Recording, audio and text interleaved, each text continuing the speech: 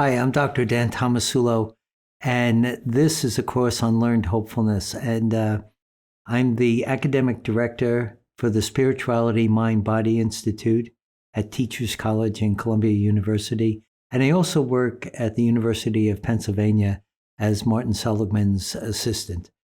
I've had a terrific time learning about positive psychology over the last 10 years or so. And I've been very excited about having the opportunity to share some of the things I've learned in this field with you. All of this seems to have come together under the umbrella term of hope. I went through some personal experiences that I'll talk about, but it's the academic stuff and the application of the science that really helped turn me around and turned my patients around that I became more and more fascinated with. So I want to take some time to talk about what I learned, how I learned it, why hope is so important, and what it is you might be able to do to increase your sense of hope in the world.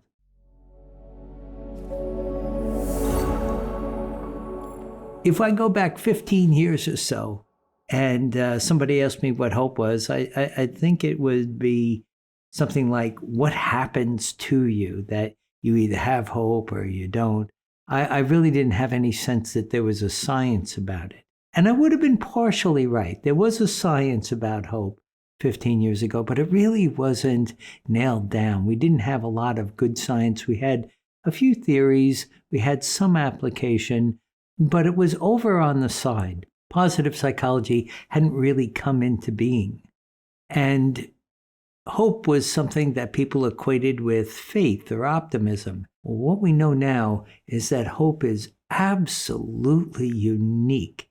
It is perhaps the most unique positive emotion. And we found out that if you know how to activate and facilitate and cultivate hope, it can change everything from your immune system to your capacity for learning, to the length of your life, to your well-being overall. So hope is at the absolute center of all of this.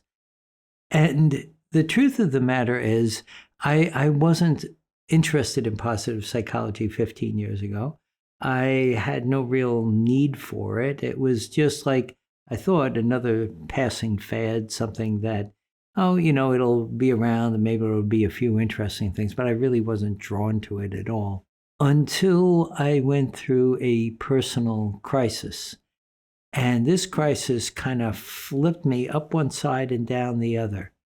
I was already a psychologist. I was actually a trauma expert and not that interested in the positive emotions, but really into the nitty-gritty about helping people recover from traumatic events. When I went through a trauma, a personal shift in how I thought my life was going to go, I suddenly became aware that all the things I had been studying about trauma and the way it worked really didn't apply. I knew a lot of theory. I knew a lot of therapists. I understood what the usual treatment for trauma was. And then I had my best friend, a psychologist named Joel Morgofsky. He decided to take a deep dive into positive psychology. They were having the first Positive Psychology Association meeting at the University of Pennsylvania. And my friend said, "You're going. You're depressed. You're not doing well. And I'm taking you to see these guys." I really didn't want to go. I didn't have a lot of use for all the happy stuff or the positive stuff. And I really didn't know the research, but I wasn't that interested. My friend dragged me there and we went. And it was astonishing. Researcher after researcher after researcher kept coming up and talking about what they've learned about positive emotions, what they've learned about subjective well-being, what they learned about an upward spiral of positivity. It was the first time in years that I felt a spark of hope. And I was like, I don't know what this stuff is about, but I'm interested. And I went through a period of time of just trying to read my own books and stuff. But at the University of Pennsylvania, they had a course, a Master's of Applied Positive Psychology. I started to read the books and go to the classes and become part of a cohort of people who were really interested in positive psychology. And what I noticed is that you couldn't study this stuff without it changing you and transforming you. And so by reading about it, I became educated in the dynamics of it. But then by applying it and practicing it, I could finally feel a shift. It was like a part of me became awakened and fascinated by the fact that psychology hadn't studied this before. It was as if everything I had trained myself for was only marginally useful. And quite frankly, I very much believe that now that traditional training in psychology was only a good beginning. You got to know that stuff. But if you really want to see how people get better and stay better, it's positive psychology that's going to give us those answers. So I went through that program, and really, much to my delight, literally, the moment I finished graduating, Marty invited me to become his assistant. And so I've been there a little over 10 years now, and really enjoying that process of learning all the new stuff that comes out and engaging in all that. And somewhere along the line, at Teachers College in Columbia University, they needed a positive psychology course. So I went there, designed the course, started teaching positive psychology. And this was a great opportunity. I had designed a few undergraduate courses for different universities. At Columbia was really very exciting because the students hadn't been exposed to anything like this before. So they were coming from clinical and counseling, rather traditional. And when they came to the course, they too could feel this energy and this awakening about how do you activate or stimulate positive emotions. So they came. We started this process of teaching the course every semester. And after the first semester, the course became quite popular. Students were eager to learn, and it really seemed the right time for this science to emerge.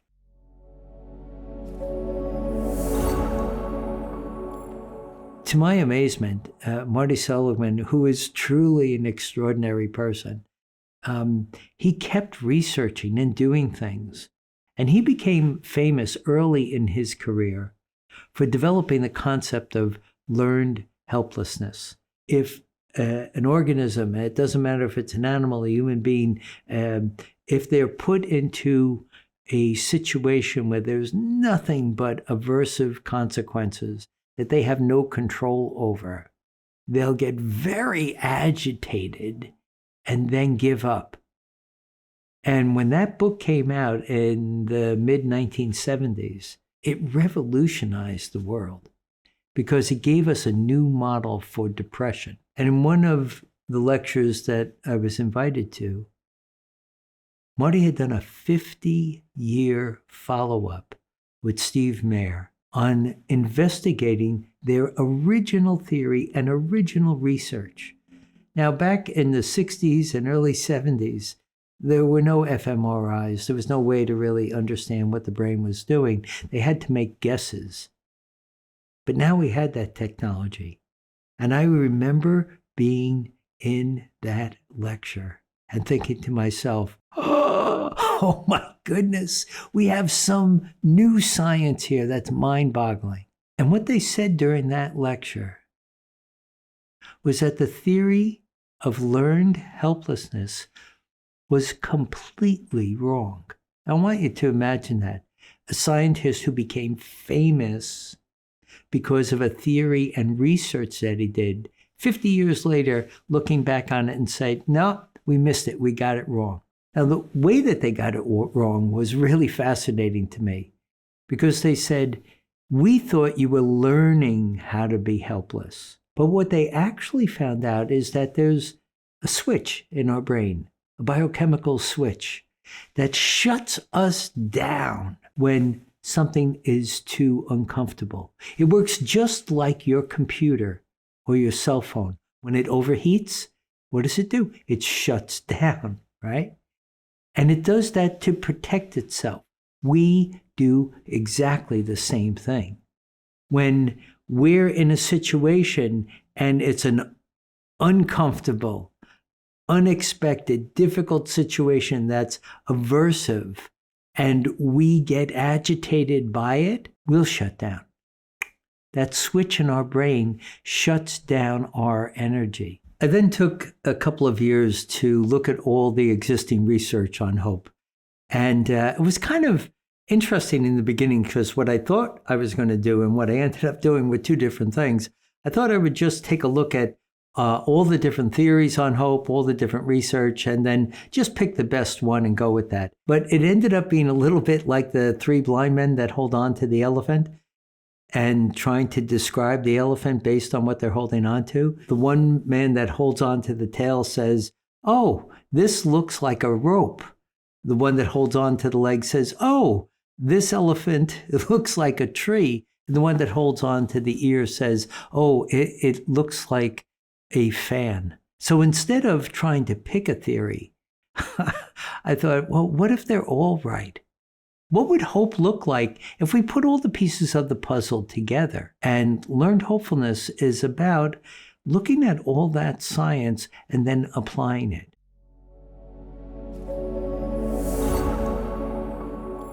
I'm glad you're here, and I want to give you a little taste of how this works.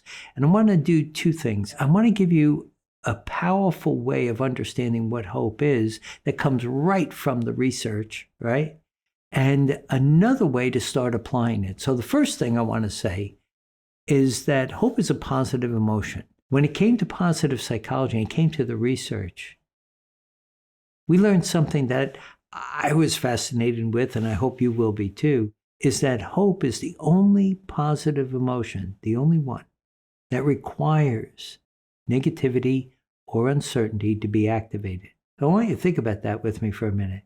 It means that the crummy stuff in life, the things that we don't like, the discomfort, the uncertain, the negative, all of that is actually necessary to trigger hope. Listen, if there was nothing wrong, if everything were just fine, there'd be no need for hope. We wouldn't need it at all. So it needs this irritation. It needs this frustration. And what we've learned from the science about that is that discomfort, that rub, that irritation itself is a source of energy.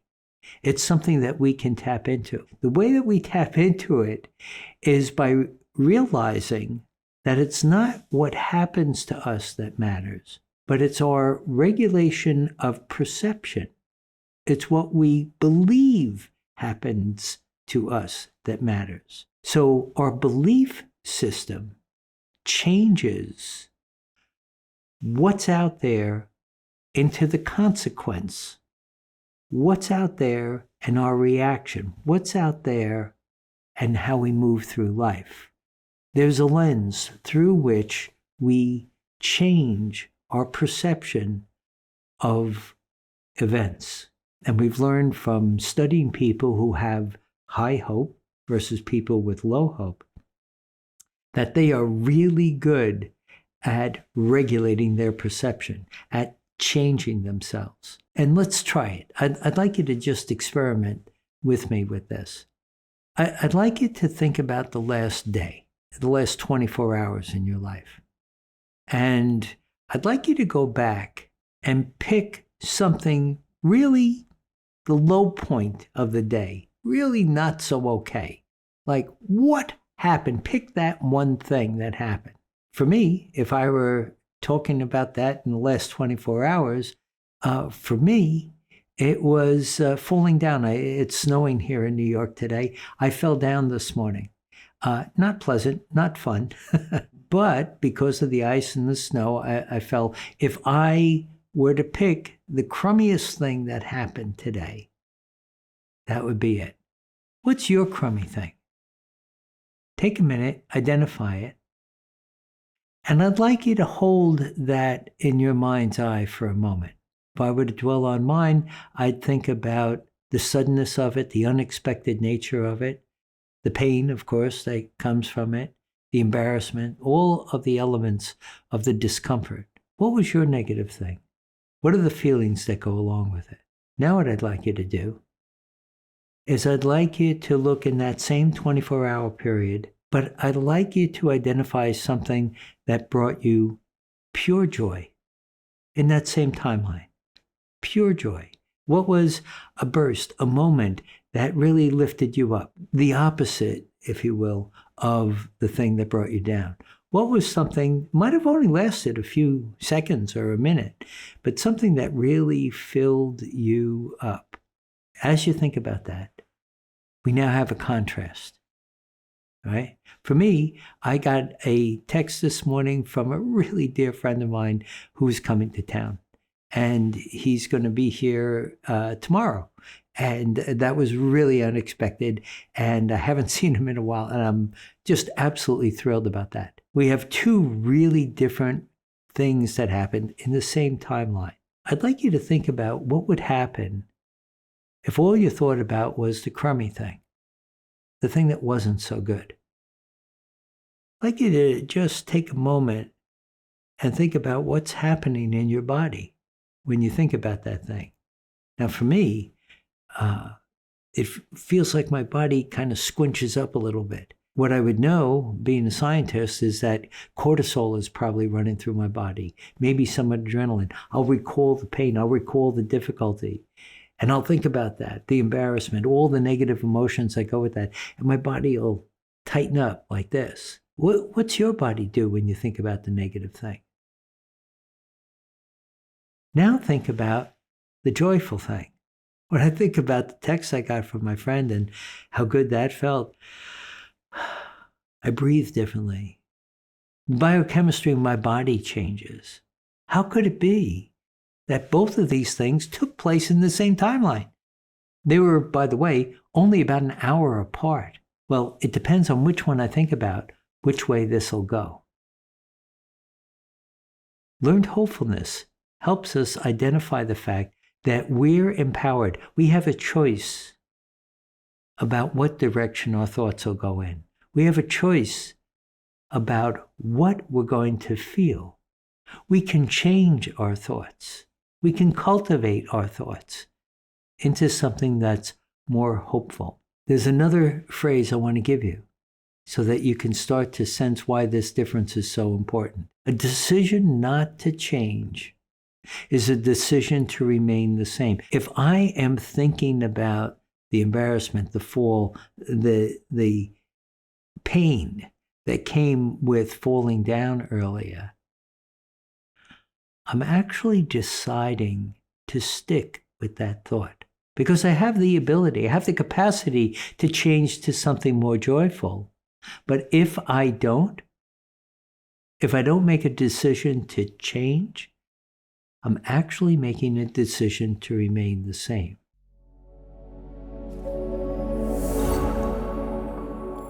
So what is hope exactly?